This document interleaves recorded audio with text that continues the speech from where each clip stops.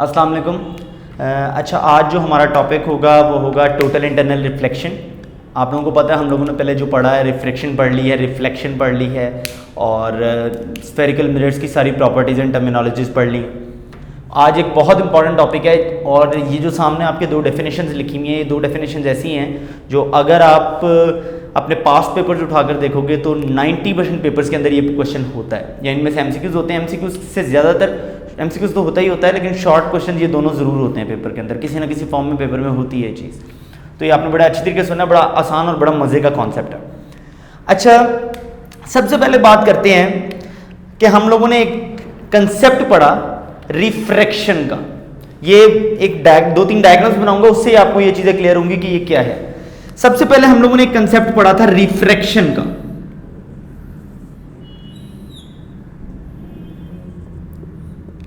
ठीक है, रिफ्रैक्शन क्या होती थी कि अगर एक मीडियम से लाइट आ रही है, फॉर एग्जांपल रेयर मीडियम यानी कि एयर से लाइट आ रही है, और दूसरे मीडियम को आकर ये क्या होती है, इंसिडेंट होती है पॉइंट ऑफ इंसिडेंस के ऊपर। हम इस पॉइंट पे क्या ड्रॉ करते थे, नॉर्मल ड्रॉ करते थे। हम लोगों ने पढ़ा था कि जब हम लोग कोई लाइट एंटर होती है एयर से ग्लास में, यानी कि रेयर से डेंसर मीडियम में। डेंसर मीडियम कौन सा होता है, जो कि आप कह सकते हो कि थिक होता है थोड़ा सा। ठीक है, तो हमने पढ़ा था कि लाइट जो होती है वो नॉर्मल की तरफ बेंड हो जाती है। नूर बच्ची ने मेरे से क्वेश्चन पूछा था ये। ठीक है, तो ये क्या होती है, नॉर्मल की तरफ बेंड हो जाती है। और अब इस केस के अंदर क्या होता है, इस केस के अंदर अब लाइट ग्लास से आ रही है। अब ये लाइट कहां आ रही है, ग्लास के अंदर है। अब ग्लास से कहां निकलना है, एयर में निकलना है। तो इस पॉइंट पे भी हम लोग क्या ड्रॉ करेंगे, नॉर्मल ड्रॉ करेंगे। अब जब ग्लास से एयर में निकलना है तो अब जो लाइट होगी वो नॉर्मल से दूर जाएगी इस तरीके से।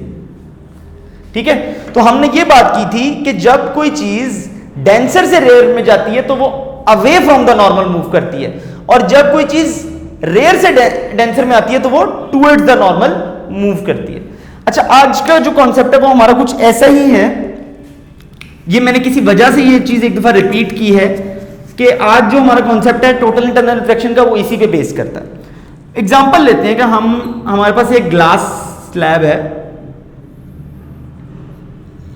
ठीक है, हमारी लाइट जो है वो आ रही है ग्लास से एयर में, यानी कि हम लोग डेंसर से रेयर का केस पढ़ रहे हैं। कौन सा केस पढ़ रहे हैं कि जब लाइट फ्रॉम डेंसर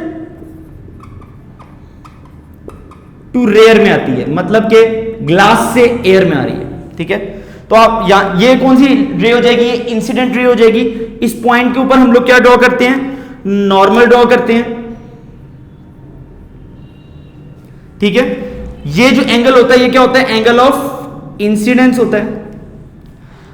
अब यहां से जब ये ग्लास से एयर में आ रही है तो इसे लाइट को क्या होना चाहिए, इस रे को क्या होना चाहिए, away from the normal move करना चाहिए। यानी कि ये जो रे होगी ये इधर चली जाएगी, सीधी जाने की बजाय थोड़ी सी बेंड हो जाएगी, and that is angle of refraction. ये क्या होगा, एंगल ऑफ रिफ्रैक्शन होगा। अच्छा, अब आप लोगों के लिए एक बड़ी सिंपल सी चीज है कि अगर मैं इस रे को इस थोड़ा सा और एंगल पे ले जाता हूं, यानी कि एंगल ऑफ इंसिडेंस को मैं इंक्रीज कर देता हूं, बढ़ा देता हूं। फॉर एग्जांपल ऐसे कर देता हूं।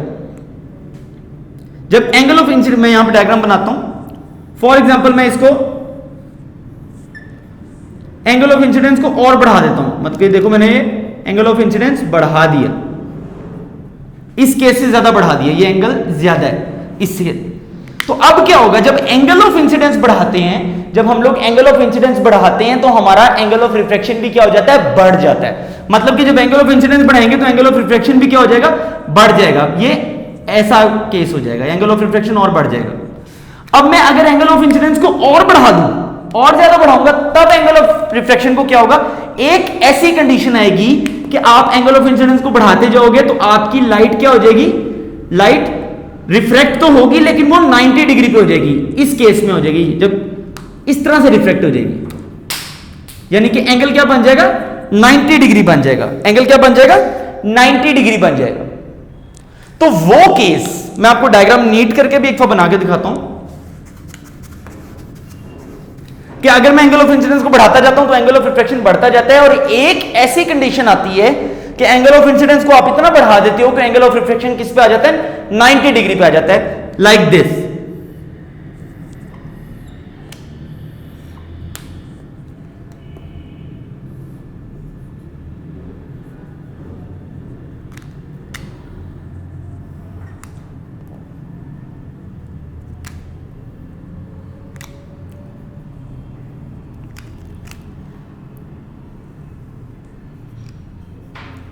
तो अब एंगल ऑफ रिफ्लेक्शन क्या हो गया, 90 डिग्री हो गया कि नहीं हो गया, रिफ्लेक्टेड रे क्या होगी, 90 डिग्री पे बेंड हो गई है कि नहीं होगी, ठीक है।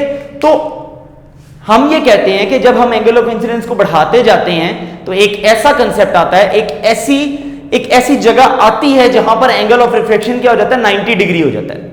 अब आप लोगों ने यही बात याद रखनी है कि अगर वो एंगल ऑफ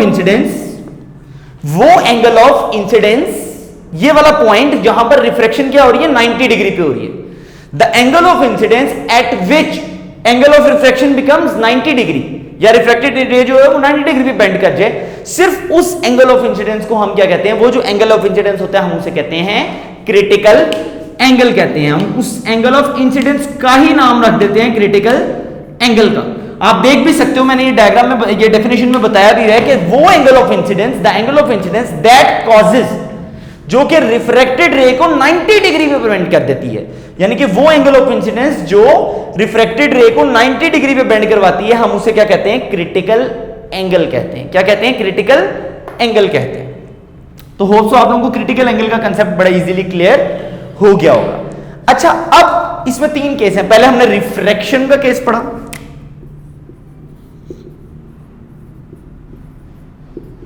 फिर हमने पढ़ा जो क्रिटिकल एंगल का केस है, अब हम पढ़ेंगे टोटल इंटरनल रिफ्लेक्शन का केस पढ़ेंगे, ठीक है। जो टोटल इंटरनल रिफ्लेक्शन का केस होता है वो क्या होता है, वो अब आप लोगों ने सुनना है। अच्छा, मैंने आपको बताया कि अगर एंगल ऑफ इंसिडेंस ऐसे था तो ये रिफ्रैक्शन हो रही थी।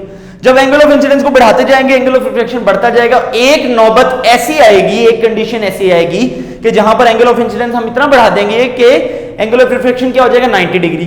तो वो वाला केस कौन सा था, एंगल ऑफ इंसिडेंस का, क्रिटिकल एंगल का। अब अगर केस आता है कि अब मैं एंगल ऑफ इंसिडेंस को इससे भी ज्यादा बढ़ा दूं, अब मैं एंगल ऑफ इंसिडेंस को इससे भी ज्यादा बढ़ा दूं, यानी कि और बढ़ाऊंगा, तो ये लाइट की रे कहां जाएगी, ये तो away from the normal move करती है ना, ये कहां जाएगी, अब तो ये नीचे नहीं आ जाएगी क्योंकि ये तो पहले ही बिल्कुल 90 डिग्री पे थी। अब अगर मैं एंगल ऑफ इंसिडेंस को बढ़ाऊंगा ये रे तो नीचे आ जाएगी, लाइक दिस।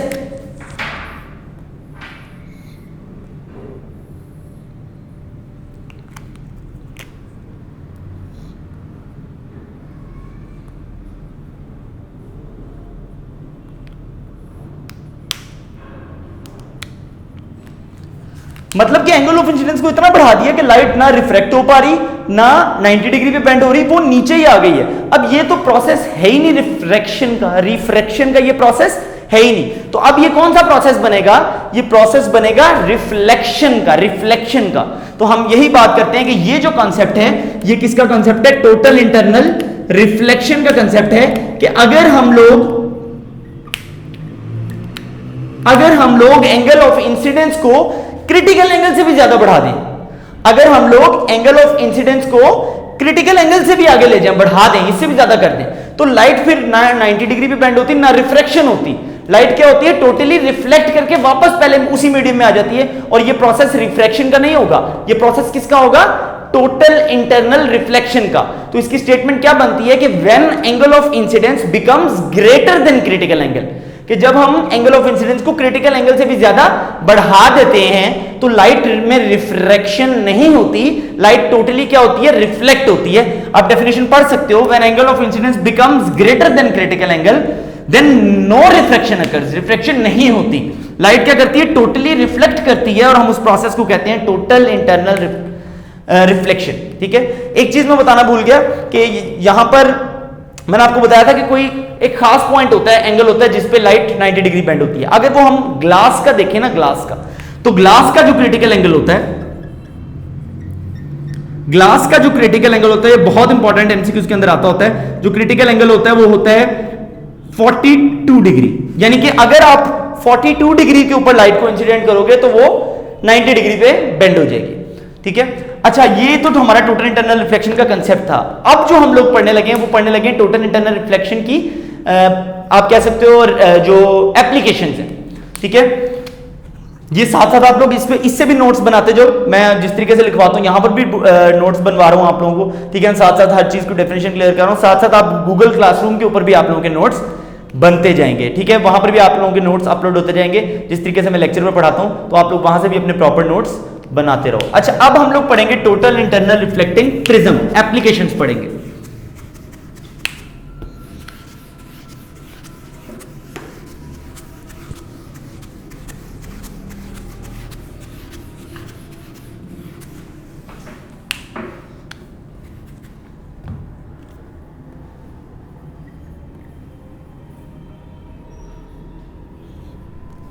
ठीक है, टोटल इंटरनल रिफ्लेक्टिंग प्रिज्म, ये एप्लीकेशन है।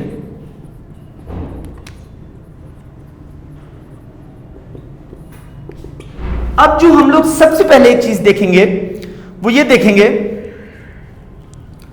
कि प्रिज्म क्या चीज होती है।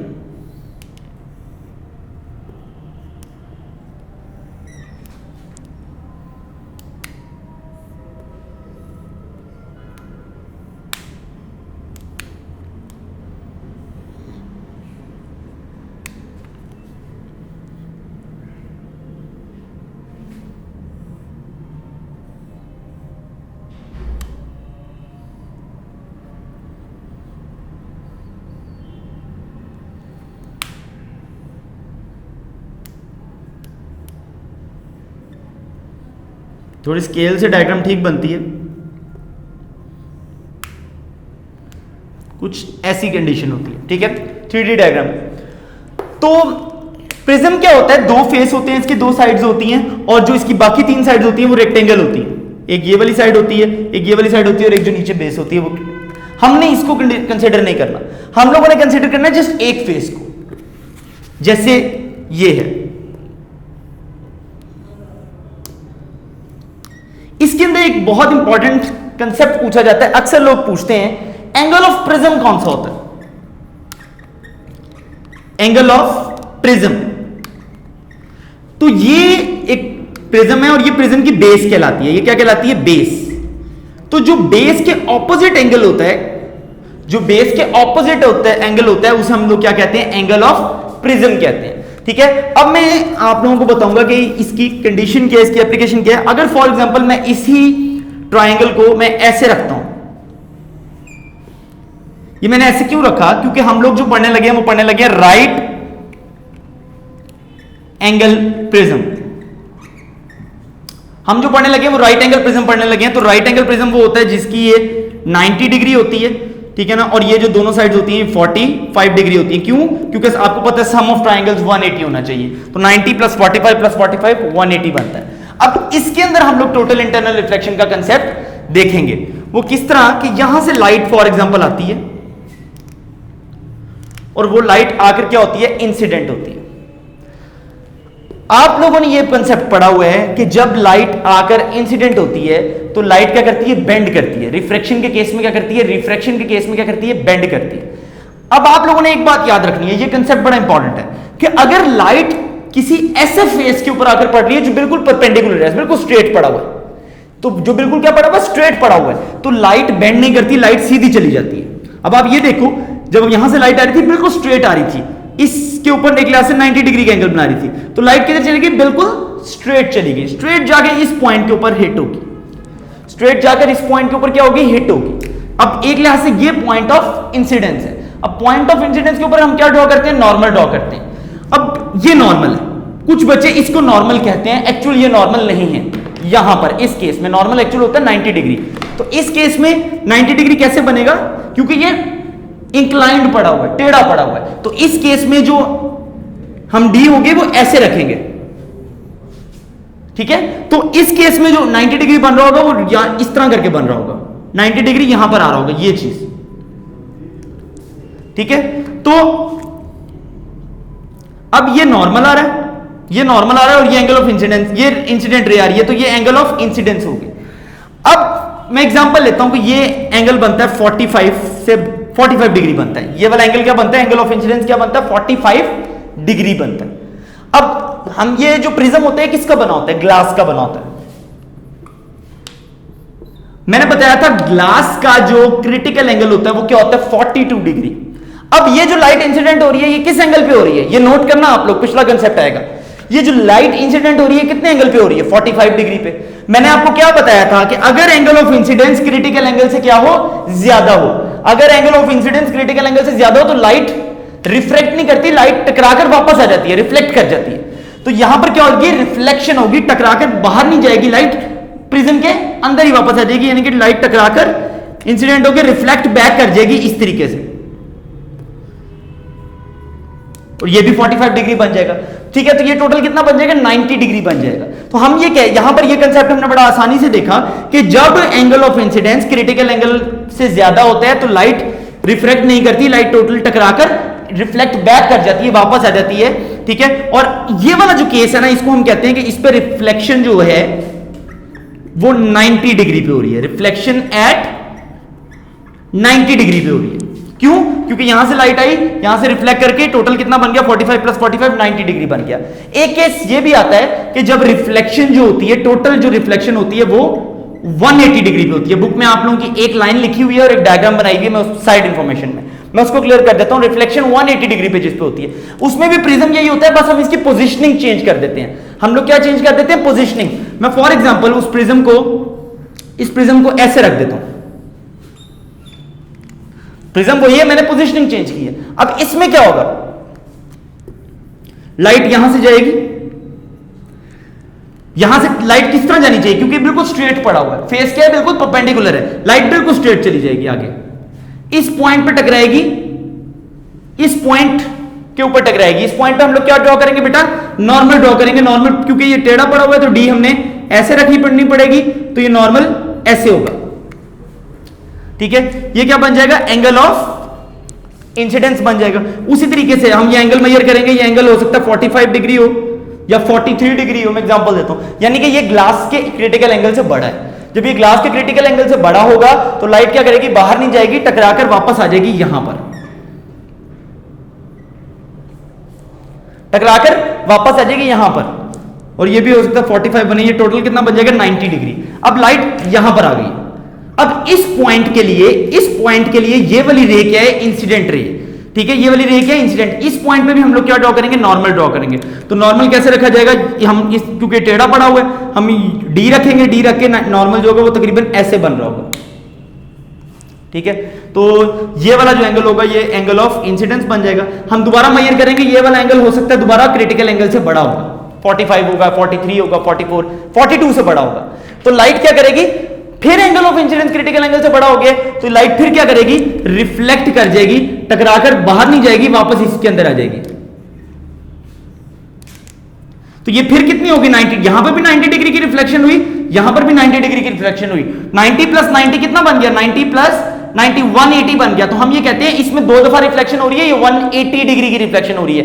इस केस में सिर्फ एक दफा रिफ्लेक्शन हो रही थी, ये 90 डिग्री थी। बच्चे कहते हैं यहां से भी तो रिफ्लेक्शन होनी चाहिए थी, यहां से रिफ्लेक्शन नहीं होगी। क्यों? क्योंकि बिल्कुल स्ट्रेट पड़ा हुआ सीधा, जब स्ट्रेट पड़ा होता है तो वो बिल्कुल लाइट सीधी चली जाती है। फिर बच्चे कहते हैं यहां से क्यों नहीं सीधी गई, यहां से इस वजह से नहीं सीधी गई क्योंकि इंक्लाइन पड़ा हुआ था, यहां से सीधी जरूर चली गई है। क्यों? क्योंकि ये बिल्कुल स्ट्रेट था, परपेंडिकुलर था, 90 डिग्री थी।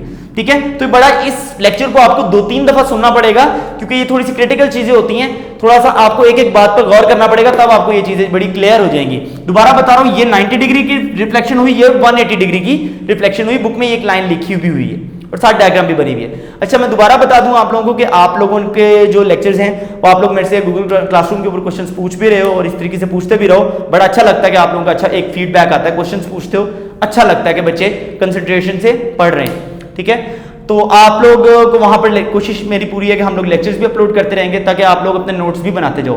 वैसे नोट्स मैं आप लोगों को यहाँ पर भी बनवा रहा हूँ, आप लोगों को मोस्टली सारी चीजें यहाँ पर मैं कवर कर रहा हूँ, 110% कवर कर रहा हूँ। ठीक है, इंशाल्लाह आगे हम लोग नेक्स्ट लेक्चर के अंदर पढ़ेंगे।